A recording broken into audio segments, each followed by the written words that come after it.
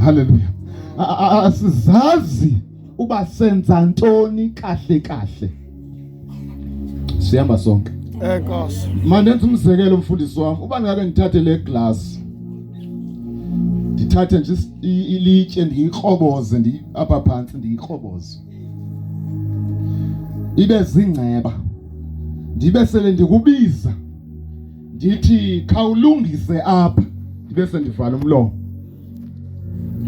Engqondweni yakho uba andikubonisi umfanekiso wangaphambile wezingcebo zibonayo kuza uhamba iminyaka uhlanganisa into ongayaziyo ngoba unawo umfanekiso walento oyilungisayo.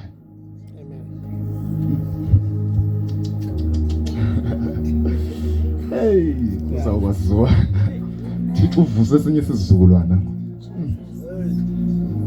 Etata makwenziwa amathile yalo phofa sizame ma extendwe lawo lo. Extendwe pushwe bekhona iziteni extendwe bayeza abantu. Yeah. Xelo secala nakho yithi ivuthiwe lembiza. Jesus. Ebikade iphekiwe nguThixo. La mashallah. Yeah. Hallelujah. Xa uzothatha izingceba ke tata uzohlanganisa ipuzzle yakho izoba nzima kakhulu ngoba unawo umfanekiso wangaphambili uba ibinjani. So ukukhonza kwebandla kunjalo lenza into elingayaziyo. Hallelujah.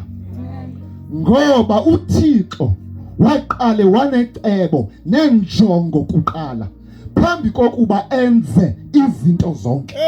Zange kuse sele kukhona izinto kodwa waqale waba nomfanekiso ngqondweni.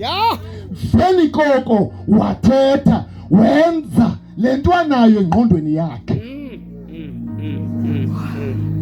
Ngenxa yesono ke ngoku icebo likaThixo okanye injongo zikaThixo zathinteleka. Veni koko ukusukela ngaleyo mini kwathinteleka injongo zikaThixo zangaphumle ubusuku nemini. Waba kwiphulo lokulungisa ngoba yaphahlaka. Kodwa ngoba wayegqibile. Ngenza umzekelo ngale glass. Wayegqibile ubufuna iglass. Zangaphumle ubusuku nemini. Ufuna la nto wayegqibile. Nkosi uJesu. Wazenza inzame uThixo ezama ukuhlanganisa. Kwazofika namazinga apho kucela ihashe ilanto igusha inkomo amahobe. Yonke lanto yeyokubuyisa lanto yamoshekayo. Kwahamba iminyaka ebona uThixo ayenzeki lento wayeyifunile. Azethe bhalayo ude wanqama unyana wakhe kuphela wakho mamela isiXhosa sithi ude Nkosi yami kuthi ukuthi bamreservile ezise ezinye izinto ezinokunceda wade wanqama. Haleluya. Umncamela ntoni uYesu?